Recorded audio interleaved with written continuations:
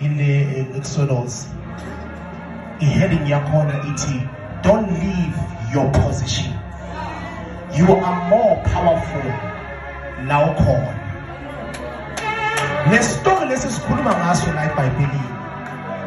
Yanzakala ukuthi lamandoda lawa babahlukunyezwe. Kodwa into yabayenza ukuthi babe powerful because kunalanithi the more bona babagcinaza they become more powerful. Into bayenza ukuthi babe powerful zalwane naye. It is because they never left their position babaleka. Yithi nawe ungabaleki izimo maziqala zifika hlala ku position yakho. Ukhoneke izimo singahambi ngendlela yakho because there is power in your position. Ilamandla lento kukhela ku position isimo sivuma singavumi. Umdumiso uJehova izinto zingahambi ngendlela yakho. Ngiyabacabanga ukuthi the moment that away like baba bahlukumeza labantu labo.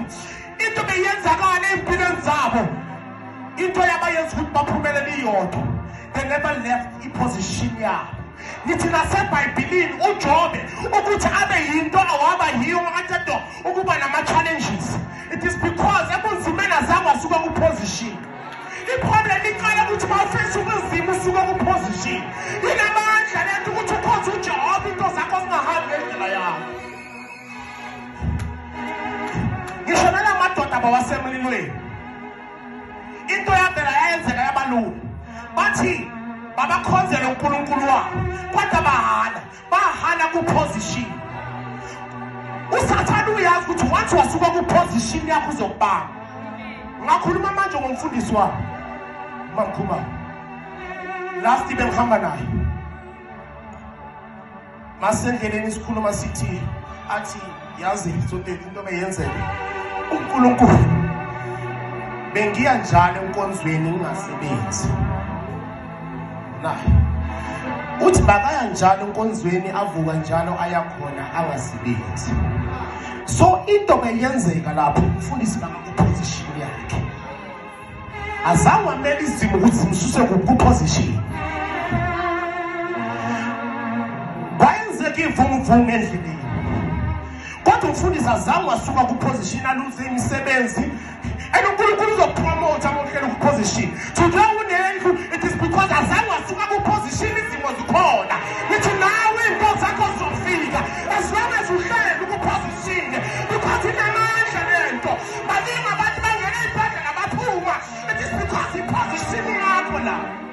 Ungahamba masonto ngesinye isikhathi abemani. Kodwa into eyenzakalayo yena ukuthi uNkulunkulu la uthandaza khona bakathi uyaphendula usekho mzalwane.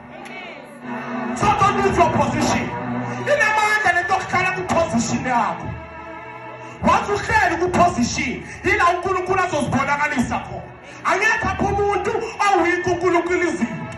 Because ngesinye isikhathi siyahlala sicela basithatha ukumkela suke positionini. Uzokuthemba kanjani uNkulunkulu? Ngithi bazalwane bahlaleni ku position yethu. Inamandla lekuba ku position. Lamadoda lawo abahlukumeze kakhulu. Kodwa into yabayenza ukuthi banqobe. Beyiyodwa nje kuphela bathi bayahlala ku position. uNkulunkulu udunyiswa noma izimo zingavumi. uJehova unamandla as long as wena uhleli ku position. Izimo ziyafika zisusa ku position yethu. Kodwa ke singamhlaje umntwana sekhaya bambelela kuJesu. Kunokuphila yona iposition uNkulunkulu anayo. Inamandla lento okukhala ku position izimo zingavumi. Because after that, you know, khona bakhe uzobonakala khona. ngisho bazalwane nalaba babamkhonza ngo-12 o'clock abaphuma basebenza bangene ejele ngebanga lokuthi badumisa yena. Kodwa into yayenzeka ukuthi ama-chain athatheke. It is because bahlala ku-position. Bathi wena umkhulu uJehova akekho ofana nawe. Bathi wena uLuzulu lemfihlakala ngazi ukhuluma nobani. Who's going through